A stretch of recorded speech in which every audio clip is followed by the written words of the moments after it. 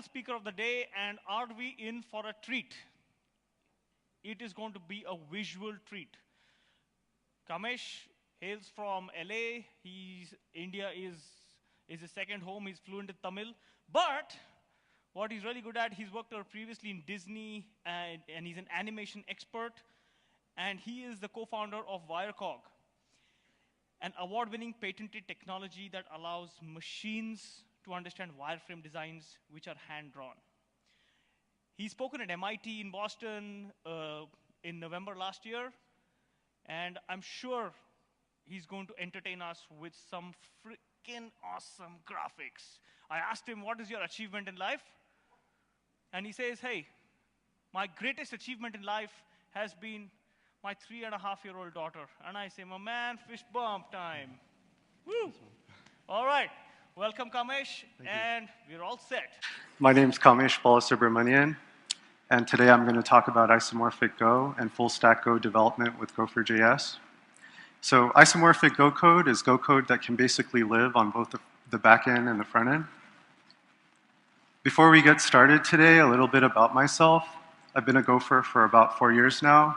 I've been making web apps since '96. I invented a technology called wireframe cognition, and I'm the founder of Wirecog, which happens to be a Go shop.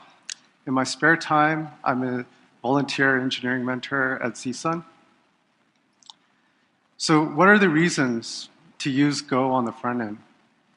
So for one thing, we can avoid the mental context shifts between back-end and front-end coding, especially when we're using different program languages that have a different set of idioms and different set of proverbs. We can also reuse code between the back end and the front end. And with type checking, we can catch a lot of mistakes at compile time itself. And we can really simplify the data exchange between the client and server. And we're going to see an example of that later on today. And of course, we can avoid callback hell. So GopherJS is a transpiler that converts Go code into JavaScript code. And bindings are available for common JavaScript APIs, such as the DOM, XHR, WebSocket, and WebGL. Bindings are also available for various JavaScript libraries. You can go to the GopherJS website, and you can click that link to get to their compatibility table and see what's fully supported. Installing GopherJS is really easy. You just have to issue that go get command, and you're pretty much set. GopherJS build is a lot like Go build, except instead of generating a binary file, you're actually generating a JavaScript source file. And of these performance tips listed here, I want to emphasize the second item, to enable gzip compression on your web server, because the produced JavaScript source files are pretty heavy. We're talking several megabytes uncompressed. When you do enable compression, you can cut them down to a couple hundred kilobytes. So in the next set of slides, I basically have some basic DOM operations, some examples. And in this first example, I'm showing how to do the classic alert message in the browser window. And what I've done at the top is I've shown how to do it in JavaScript and the equivalent in GopherJS and using the DOM binding. So what I would suggest is at your leisure to download the slides and go through these examples, because they'll help you get up and running with GopherJS and hopefully save some time. And here's an example of how to do the document.getElementById. And here's an example of the query selector. And one tip that I have is that you should alias calls to JS Global and to DOM so that you can save yourself some typing. And finally, I have an example here for changing the CSS style property of an element. So with those building blocks in place, we're going to make a hello world program using GopherJS. And in this particular case, it's going to be a 3D version of the Golang Gopher. So what ingredients do we need for that 3D Gopher in the web browser? We're going to start off by using the 3JS JavaScript library It's a library that helps us basically display computer graphics in the web browser. We need a 3D model of a Golang Gopher. And of course, we need GopherJS because it allows us to make magic in the web browser using Go. So here's the 3D model of our Gopher in the Blender program. And starting off, we have a challenge here because there are no functional GopherJS bindings for the 3JS library. And what we find out is that's really not a problem because GopherJS is interoperable with JavaScript. We can just use the js.global. And so this is the HTML code structure of our page.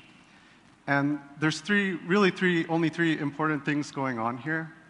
We include the 3JS library JavaScript. We include a utility object loader that basically is responsible for loading the 3D model into the scene. And finally, that JavaScript file that you see at the very bottom, that's the produced file from us running GopherJS build. Here's the flow of our 3D Gopher program. We start off in main, and we make a call to the initialize function. Initialize is responsible for creating the 3D scene, for creating the lights, the camera, and the Gopher. And subsequently, we call the animate function. And the animate function calls the render function, which conceptually can be considered our render loop. So as I said before, main is pretty simple. We're just doing a call to initialize and animate. And here's an example where we're declaring JavaScript objects in Go. And this snippet is taken from the initialize function, where we're setting up the viewport container. The viewport container is nothing more than a div, which dynamically gets appended to the body of the page.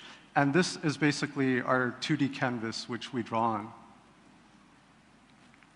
And there's more code here from initialize, where we're setting up the camera and the scene. And the amazing thing here is that using js.global functionality, we're able to tap in directly to 3JS, and we're able to instantiate the camera, create a vector, create the scene, and create a fog. And much in that same theme, here we instantiate an object loader. And the object loader is actually responsible for loading the 3D Gopher object file. Here's our animate and our render methods. So animate simply does a call to request animation frame, and then it calls the render function. And render, basically, if this was the camera target and this was the camera, it's telling the camera to look at the camera target. And subsequently, afterwards, what we do is we invoke the render method of the 3JS renderer, which basically says, hey, render the 3D scene for me. So this is our rendered Gopher. This is a start, but there's several areas for improvement with this. For one thing, currently, if we resize the browser window, the viewport doesn't get redrawn. And it would be nice if we could add some color to the Gopher, preferably that Gopher cyan color. And currently, the camera is just looking at the camera target, but the scene would be more lively if the camera actually panned around the camera target. So this is what it looks like without the resize handling in place. And the solution for this is really easy. We just need to introduce an event handler for the onResize event, and that's what we do here. After we've added this event handler, this is what it looks like now. Sorry, just going to get some water.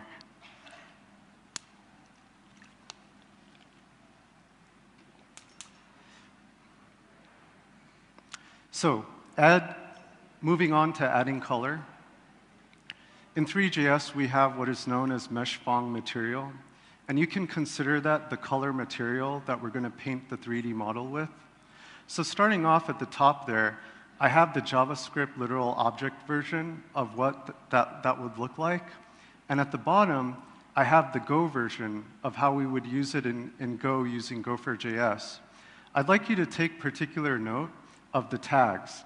Those tags there, like JS color, JS specular, those are important because they tell GopherJS how to map the properties from Golang to JavaScript land.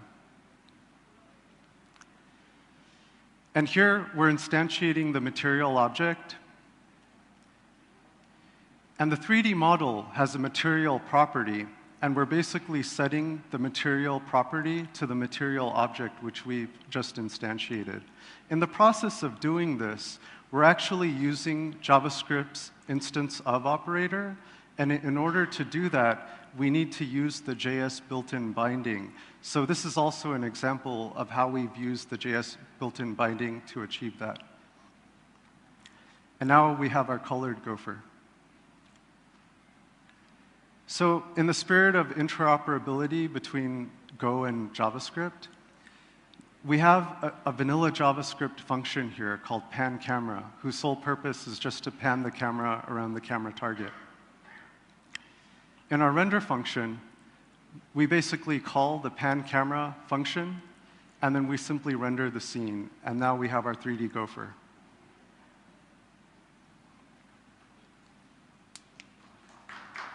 Thanks.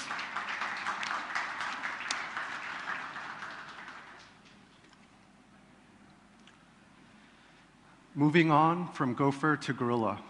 So we're going to take a look at a WebSocket client-server example straight from the Gorilla Web Toolkit project. So you may already be aware that in an Echo client-server setup, basically the client is sending a message out to the server. The server is reading that message, and it's shipping that message that same exact message right back to the client. So looking at the code, basically this is the echo function on the server side. It's doing what I just said. Over a WebSocket, it's reading the message the client sent, and the server is basically writing that same exact message back to the client over the WebSocket. On the client side, we have a channel called interrupt of type os.signal. This interrupt channel is important because when the user terminates the program, they hit a Control-C. Basically, what happens is that we close the WebSocket connection in a responsible manner. In addition to that, we have a ticker that every second we're sending a message straight to the server, and the message comprises of the current timestamp in its string representation. So on the left, we have the server, and we're starting it up. And on the right, we have the client, and we're going to start that up too. The second we do that, the client's going to shoot a message to the server's going to shoot that message straight back to the client. And both the server and the client, they're printing to standard out what they're receiving. So the moment I hit Control-C, on the server side, basically the server reports that the client closed the connection normally, which is good. This is a nice example, but the example GopherJS WebSocket client is currently running on the command line. And with GopherJS, we can port this client to where it naturally belongs, which is inside the web browser. So our naive first attempt at doing this is, hey, let's just go out there and do a GopherJS build and see what happens.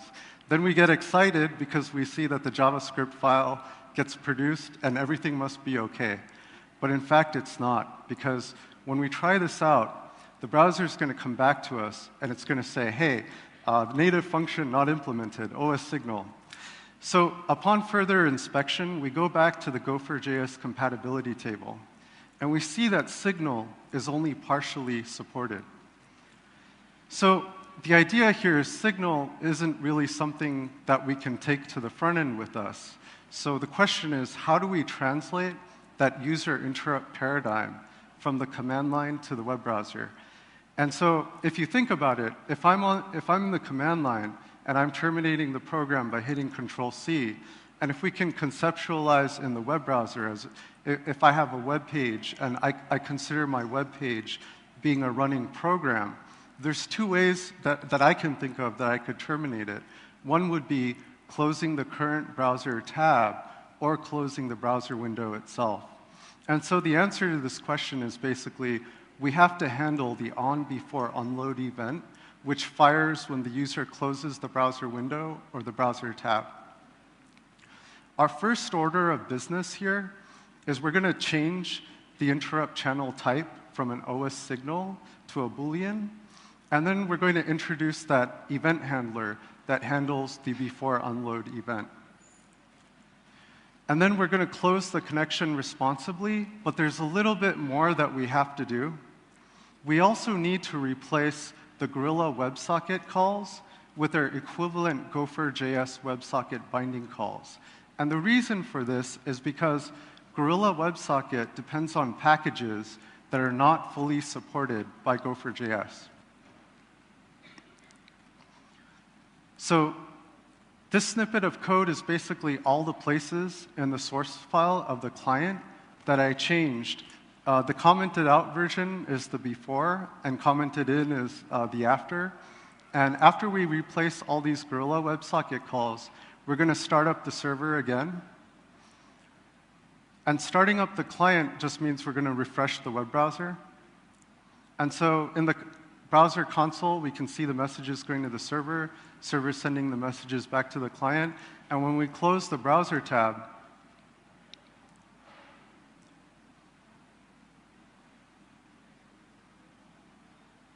the server is going to report that the connection was closed normally.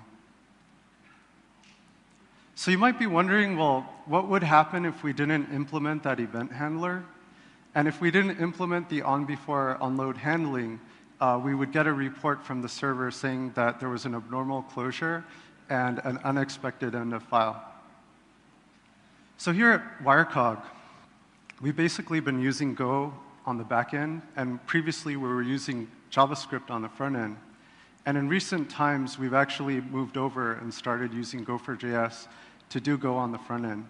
And so this single-page web app demo today is basically a prototype that we've done. And the input to our program are basically hand-drawn wireframe images. And we produce basically user interfaces out of those wireframe images. And this is powered by a GopherJS front end. And although this is a mobile web app, I'll get to that, but first, to import the wireframes to the app, we basically take pictures of the wireframes.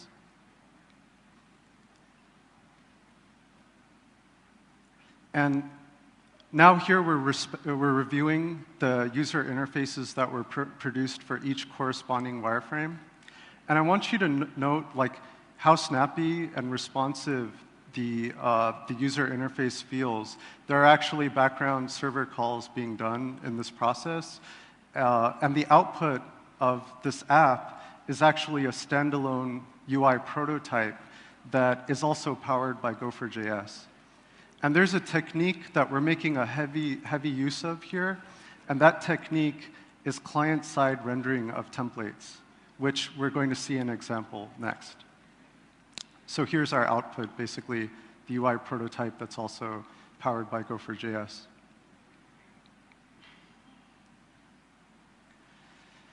So client-side templates allow us to basically, we can render the templates within the web browser itself without taxing the server. And we can use the HTML template package for this. Here's a structure of our HTML page. We basically have a table, and it's going to be a table of cars. And each column, the columns are going to be the model name of the car, the color of the car, and the manufacturer. And what we're going to do is we're going to dynamically produce the rows from the client side itself for this table. So we start off with this isomorphic car struct, very trivial struct. And as I said before, the model name, the color, and the manufacturer of the car. And this is what our Go code looks like. And here what we've basically done is we've defined the template in line. And here we've created 3 cars, a Nano, an Ambassador, and an Omni. And we're adding them to a car slice. We loop through the car slice. We dynamically create a TR element. And the output that gets from our template execution is what we set the inner HTML of that TR element to. And then we dynamically append the new row to the table body. And this is the result of the client-side template. And it's pretty easy and pretty seamless to do it. So it's actually really neat that it works out just like that. So with Go on the front end and Go on the back end, we've now created a Go-specific environment. And this environment is an ideal scenario to use the Encoding Gob package as our means for data exchange with the server. So in the following examples, we're going to transmit binary data that's encoded in the Gob format to the server.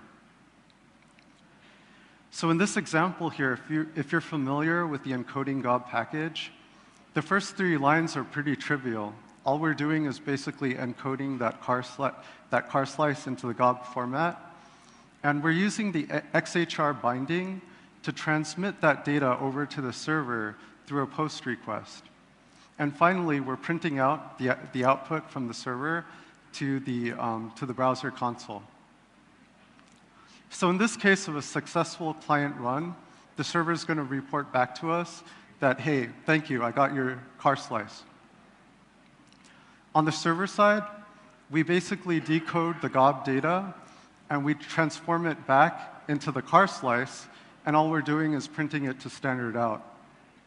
And there's our car slice. So it's a very simple example, but the power in this example is just the fact that now both the client and the server are aware of the same data structures, and there's not, like with JSON, you don't need to mess with tags or anything like that. It's just a seamless experience. So key points from the talk today.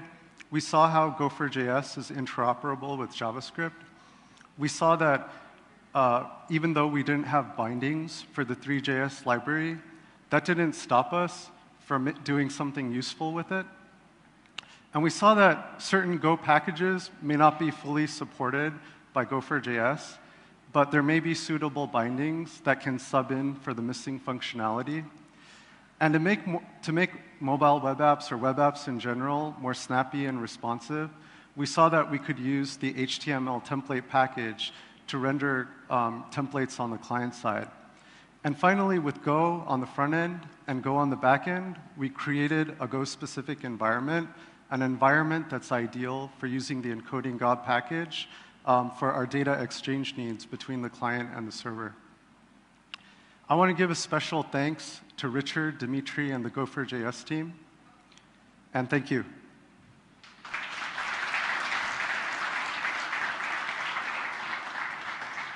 All right, thanks, Kamesh.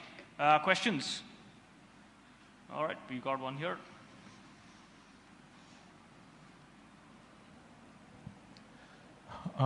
I was pretty excited by this project, GopherJS, a couple of weeks back, so I gave it a try. And I was really shocked to see the ton of code that it generates. Yes, Minified yes. JS also was pretty big for a hello world. It's definitely a sticker shock, and to that point, I agree as well. Yes, definitely, definitely. So the use case that I see, I'm sorry, are you done with the question or the comment? Yeah, I'm done. Oh, yes, yes. In fact, I totally agree. It's an unwieldy file size, but where I see the perfect use case for GopherJS is not for just any web app. I see it as a great tool for making single-page web apps. And the reason is because once you've compressed it and you're dealing with a couple 100 kilobytes, a typical website these days, PHP-powered website and loading a bunch of JavaScript libraries, you're going to be dealing, in the first hit, you're going to be dealing with several hundred kilobytes to begin with. So you can compromise on the several hundred kilobytes so long as you cache that first request. As long as you cache that first request, the user experience is seamless after that. But this is a true concern in this regard, yes. Just a follow-up question. So what is the underlying mechanism that is generating such a ton of code? I'm just curious. Yes, the internals of it, it's not just a transpiler. It's good to just think of GopherJS as a transpiler alone. But GopherJS is actually a runtime that's running in the browser. It's actually simulating. If you're including the network package, it's bringing that network stack and all of that code along with it. Because on an analogy, when you're building the static binaries, the reason they're fat is because you're including all the dependencies. Similarly, on the JavaScript side too, if you're bringing that whole network stack over to the client side, you're going to have a bulky file size. So that's the main reason. All right, we got one more question here. And while yeah, there you go. Yeah, interesting side note, maybe using the Google's Closure compiler might reduce the dead code from the JavaScript, but my question is, like we saw in the example for the WebSockets, now we have to use 2 different packages for WebSocket implementations. Right. Is there something such as we have _Unix and _Win32 for writing portable code? Is it something like that for having one implementation for GopherJS and one implementation for everything else? Yes, and I'm not aware of that, so I can't really comment if such a thing exists or not. But for WebSocket in particular, I haven't seen it. And for the comment about the Google closure, I believe, if I'm not mistaken, that some people have actually tried to run the closure compiler on the produced JavaScript files, and it just doesn't work like that, unfortunately. But yes, that is a major concern. Also, did you try using the gzip in the standard library on running gzip on the GOP data and then transmitting it, because that might reduce the size of the data? Well, my setup was actually a reverse proxy where the main server was an Nginx server, and at that level was where I had enabled the gzip compression. So no, I haven't actually tried that out. Yeah, I was talking about the client side. So the browser gzips the data and then sends it. Right. And the server, that's when you've enabled the gzip compression on the server, right? Yeah. So what was your question again? So my question was that we generally send gzip data from the server to the client, and the browser unzips it and gives it to the application. I'm talking about the other way around. So if I have, for example, some data that's large, I could just compress it and then send it to the server. Yeah, and I can't really comment on that because I haven't actually tried that out myself in an example, but that's an excellent, it's something that I would really like to try to do. Thanks for the nice talk. Yeah, thank you. And we have one more question. Nice. The question is actually, as an organization, we wanted to select React.js or AngularJS. So when it compared with these 2 technologies, where the GopherJS stands? My understanding is that one of the frameworks that's available right now that's Go-centric is, I believe it's called the Humble framework. I haven't used it, so I can't really comment on it too much. But there are bindings available for Angular, but React, the last I checked, React is still a work in progress. No, but actually, Kamesh, I think the question is interesting. Suppose you had to choose between Angular, Angular 2, React, and GopherJS. At its current stage, which would you recommend? Would that be more in line with the question that you're saying? It depends on your organization. Because if your organization is used to basically saying, we need something that's ready right now, I would say you would probably want to go the Angular or React route. But if you wanted to basically experiment, and because in all honesty, there's things that it's really simplified. Like I can say from firsthand experience developing web apps using GopherJS, you almost as a developer reach a state of nirvana because it's like perfect. You've got Go on the front end and Go on the back end. But it really depends on the needs of the specific organization.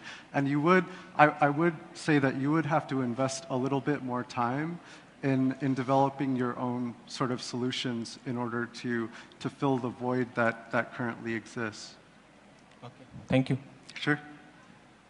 Okay, let's do it anyway. Question here. So while he gets his question, let me ask you, could you tell us like maybe 3 quick benefits apart from the fact that using Go on the server and the client side, what are the benefits you actually found as part of the development of the process for using GopherJS and not Sure. just any JavaScript framework or And JavaScript. really, no offense to JavaScript, because I see JavaScript as just another tool in the belt to use when need be. But there were some serious problems. I mean, if you think about it, JavaScript is a language that came up in a couple days worth that they designed it and just banged that out there and threw it out there. And Go has its paradigms, its proverbs, its principles. It's a very well thought out language. And it's a language that encourages productivity. So in that regard, we found out like more quicker iterative development cycles, things just made sense. And one of the things that really surprised me was we caught a lot of bugs at compile time itself before they manifested in runtime, which really helped us out a lot. And to conceive of the program, I mean, even things like, let's say, basic form validation, where one of the principles in web development is it's always a best practice to do it both on the client side and the server side. Now you've got this sweet spot with this isomorphic Go code where you could actually do these regex checks on form fields or whatever on the client side and have that exact same logic exist on the server side as well, which is really sweet. And nothing like that really exists when when we found ourselves developing with Go and JavaScript, there was always like, hey, how are we going to massage the data today so JavaScript understands it? Or how are we going to massage the data back so Go understands it?